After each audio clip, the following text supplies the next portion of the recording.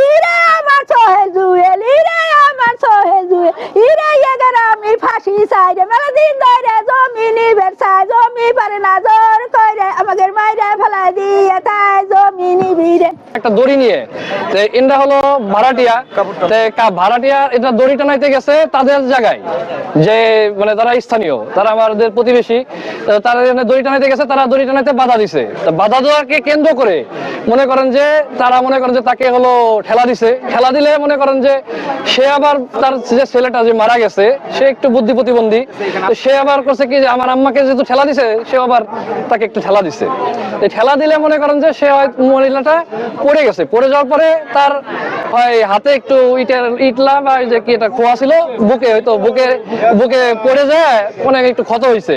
ক্ষত হয়ে যাওয়ার পরে সে কি করছে, দৌড়ায় এসে বাসায় এসে তার স্বামী এবং 2 ছেলে এবং তার ভিতরে আরো 3 জন কর্মচারী ছিল, তাদের সবাইকে বলছে আমার মাইরে ফেলাই দিছে, তোরা কে কোথায় আছো সাই। পরে তৎক্ষণাৎ তার স্বামী এবং তার 2 বাচ্চা এবং তার 2 কর্মচারী সহ মনে করেন যে একজনের হাতে স্যান, একজনের হাতে মনে করেন যে ওই যে দা, একজনের হাতে হলো ওই যে কাঁচি, একজনের হাতে ছিল হলো পাইপ, আর একজনের হাতে ছিল শাবল, আর একজন হলো 2 জন ছিল হলো লাঠি নিয়ে।